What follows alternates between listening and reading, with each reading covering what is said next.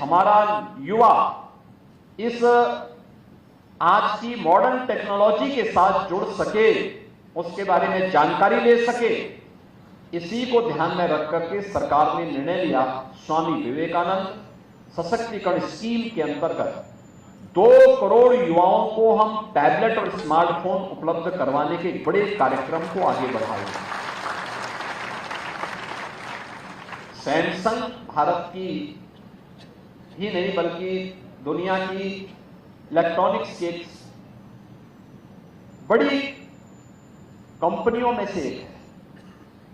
और उत्तर प्रदेश के अंदर तो सैमसंग का जो निवेश है वह उत्तर प्रदेश का एक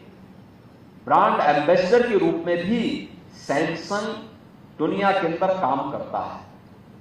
स्वाभाविक रूप से सैमसंग का जो कार्य है वह टेक्नोलॉजी कैसे उपयोगी बन सकती है और कैसे हम टेक्नोलॉजी को समय से आगे बढ़ाएंगे, कैसे वह हमारे जीवन में परिवर्तन का कारक बन सकती है और कैसे हम अपने व्यवसाय को भी और तीव्र गति से आगे बढ़ा सकते हैं, इसमें एक निर्णायक भूमिका का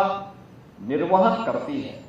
और उत्तर प्रदेश में आप जैसे युवाओं के लिए अवसर इसलिए भी है, याद रखना, भारत दुनिया के अंदर सबसे अधिक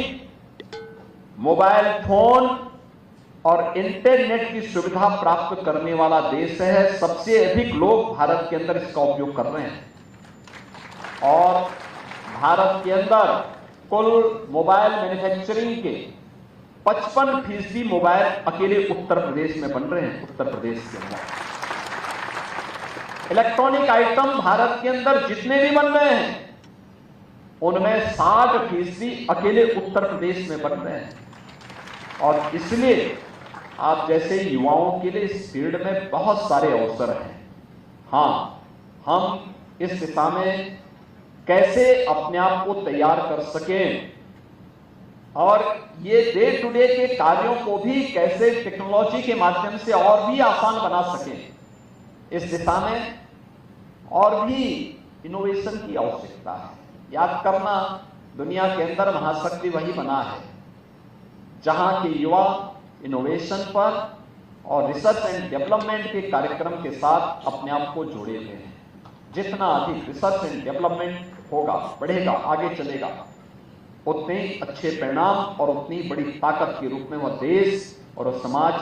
आगे बढ़ेगा। हमें आज के इस अवसर पर इस प्रकार के अभियान को और तीव्र गति से आगे बढ़ाने की आवश्यकता है। मैं सैमसंग इनोवेशन कैंपस के लिए सैमसंग इंडिया को इस बात के लिए हृदय से धन्यवाद देता हूं कि उन्होंने गोरखपुर विश्वविद्यालय को और गोरखपुर से उत्तर प्रदेश को इस कैंपस के माध्यम से इमर्जिंग टेक्नोलॉजी के साथ हमारे युवाओं को जोड़ने का काम किया है। अच्छा होगा, हमें देखना चाहिए कि पीएम इंटर्नशिप और सीएम इंटर्नशिप की स्कीम के साथ इन युवाओं को जोड़ने की कार्रवाई,